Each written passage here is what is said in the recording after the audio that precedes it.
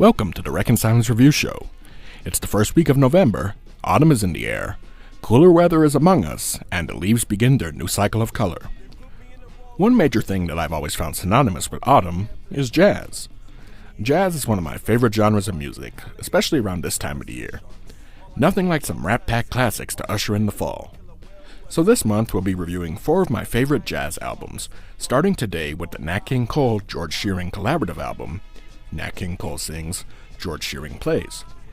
Recorded in December 1961 and released the following year in 1962, this is one of my favorite albums that I own and certainly one of my favorites from Nat King Cole. I have it on CD, vinyl, and cassette tape.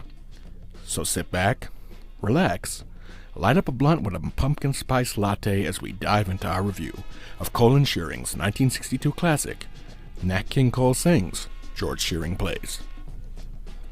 The first song is called September Song. When the autumn weather. Beautiful melody and arrangement by Shearing, and Nat's voice is smooth and full of emotion here. This is my second favorite version of this song behind the version from Bing Crosby and Frank Sinatra. I give this one a 10 out of 10. The next song is called Pick Yourself Up. I pick myself up, dust myself off. I love this song. Whenever I'm feeling down, this tune always lifts my spirits. It's not grandiose or epic by any means, instead opting for a softer, more personal approach to reigniting your motivation. We all have those days where things seem like they're at their most hopeless, and whenever that occurs, this is a great song to wash your worries away and make another attempt at something positive. Nat says it best when he says, pick yourself up, dust yourself off, and start all over again. 10 out of 10. The next song is called I've Got It Bad. I got it bad. The first few notes laid down by Shearing set the tone for the entire song, and as soon as Nat starts to croon, it just makes you want to smoke a blunt and sip on some gin. A nice blues-tinged jazz song here. I give this one a 9.5 out of 10. The next song is called Let There Be Love. Another absolutely delightful song here. It's impossible not to smile while this song plays. Just listen to that build-up in the beginning, courtesy of Shearing's phenomenal piano playing. Your mood already starts to improve before Nat even comes in with the vocals. For me personally, this brings 2 very distinct images to mind. The first one is the severely underrated 2020 Pixar film, Soul, and the second is a perfect autumn afternoon in the streets of downtown Colorado Springs and old Colorado City. The brisk autumn breeze, the changing colors of the falling leaves, pumpkin, cinnamon, and apple delicacies, and specialty craft shops filled with locally sourced foods, from freshly curated honey to herb-infused vinaigrettes and a variety of jams. It's like a soulful, jazzy soundtrack to a perfect November day. 10 out of 10. The next song is called Azure Tay. Gone and got the blues and They just don't make songs like this anymore. What an endearing approach to melody and song structure here. This one extends upon the vibe of the previous track, but leans a bit more into the realm of cheerful sadness, towing the line between sweet and bittersweet. The chemistry between Shearing and Cole is felt all throughout this song, where George plays the melodies to complement Nat's voice, and he in turn knows exactly what and how much to give to make the most of Shearing's melodic work. I give this one another 10 out of 10. The next song is called Lost April.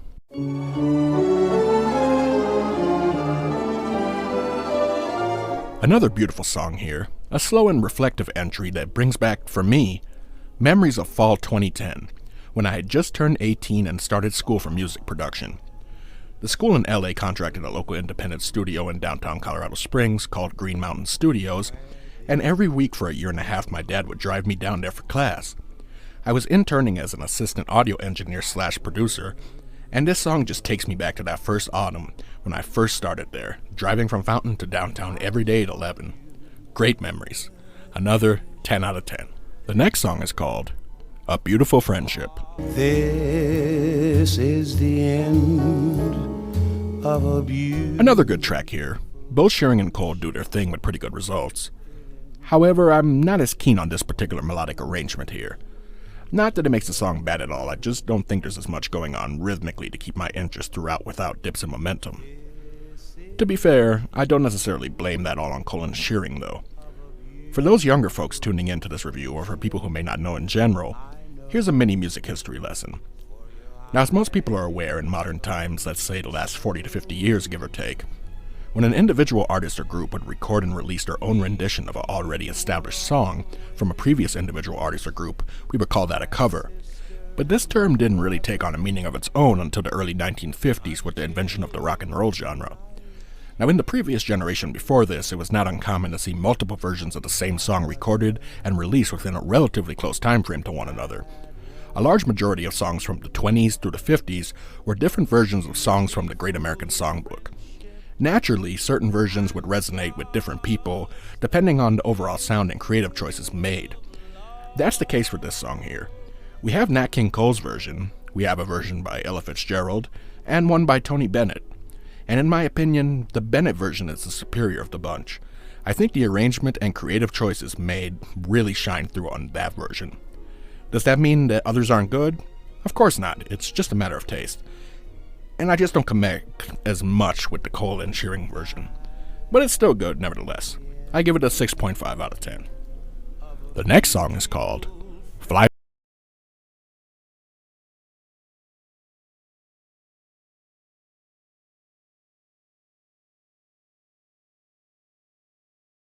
Songs were covered by multiple artists of the day. Certain ones stand out as being identified with one particular artist, as is the case here. Fly Me to the Moon is inherently synonymous with Frank Sinatra. Everyone knows his version sung by him and arranged by Count Basie. It was initially written by Bart Howard in 1954 under the title In Other Words for Kay Ballard, who recorded the very first version of it. But it's unmistakably Sinatra's rendition from 1964 that everyone is familiar with. Now, Frank is my favorite singer of all time, but even I have to admit when someone does one of his songs better, or at the very least on par with his version, as is the case here. Shearing and Cole take a different approach here than Sinatra did. There is an additional vocal passage in the beginning which begins right after Shearing lays down the first few notes of the piano. The cadence and delivery here is completely different from Sinatra's, with a little less swing and whimsy and leaning in a bit more towards a feeling of longing. I'll stop short of saying it's better than Sinatra's, but it's definitely every bit as good. 10 out of 10. The next song is called Serenata. Serenata for me. Sing her your This is one of my absolute favorite songs, not just from this album, but from Nat King Cole in general. I love everything about this, from that sweet introductory swell to the fluidity of the additional musical elements, topped off by Cole's smooth as butter vocals. This song always warms my heart. For some reason, it makes me think of those classic Gene Kelly films like Singin' in the Rain and American in Paris. The lyrics come to life in a magical way, painting a vivid picture of a romantic gesture from a man to a woman through nothing more than a ballad of sentiment and sincerity. Give it another 10 out of 10. The next song is called I'm Lost. I'm like a king without a throne. I'm lost. The title says it all. The beautiful piano melody evokes a feeling of nightly melancholy, as if we've been down this road before and will go down this road again.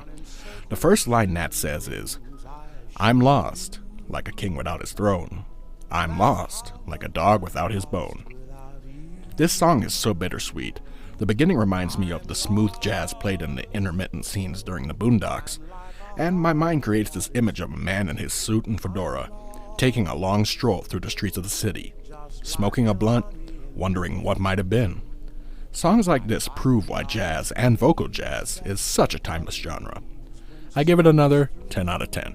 The next song is called There's a Lull in My Life. There's a lull in my life. This is a pretty decent song as well, easy to listen to, but not as strong as some of the other entries on this album.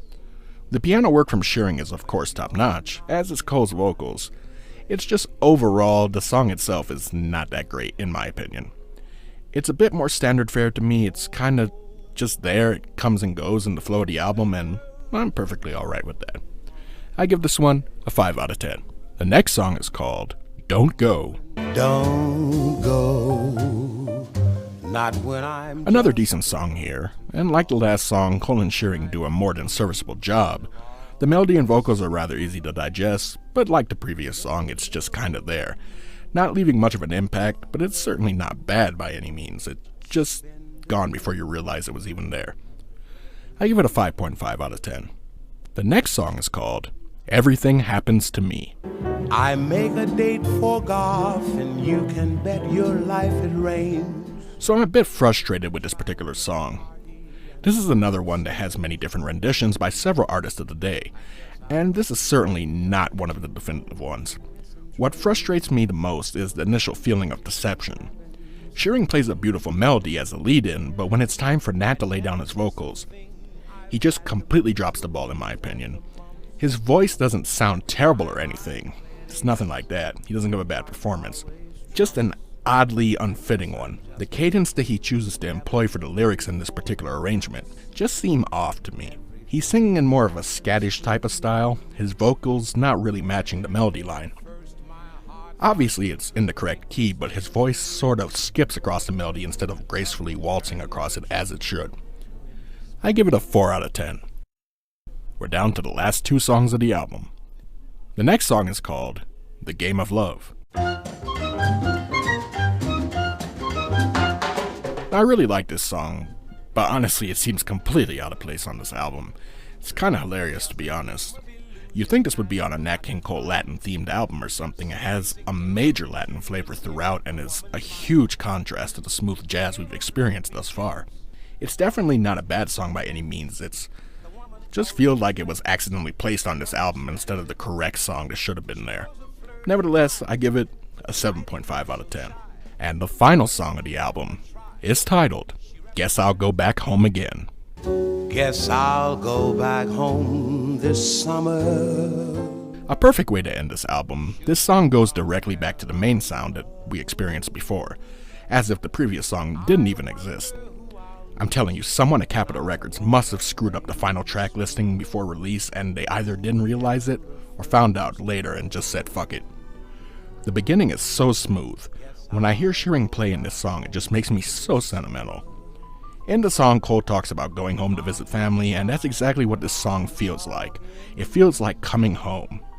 When you hear this song, you're more than likely to find your mind wandering to nostalgic times, when things were simpler. You were young with the whole world ahead of you, and everything was yours. I give it another 10 out of 10. Overall, I really enjoyed this album. It will always be one of my favorites, and if you're looking to get into jazz or into Nat King Cole's music in general, this is a perfect introductory point. Shearing and Cole are like two peas in a pod, and they left us with a masterful album with timeless songs that will forever remain in the hearts of many. George, Nat, thank you for the music. You're both greatly appreciated, and your music will never be taken for granted. I give this album a full 10 out of 10. I'd like to take this time to thank my editor. Your hard work is always appreciated, so thank you. And I'd like to thank you all for your time as well. I hope you all enjoyed this review, and I hope you're experiencing a pleasant autumn season so far. Join me next week as we review the 1966 Sammy Davis Jr. album and soundtrack to the film of the same name, A Man Called Adam. Until then, folks, take care, be safe. Goodbye.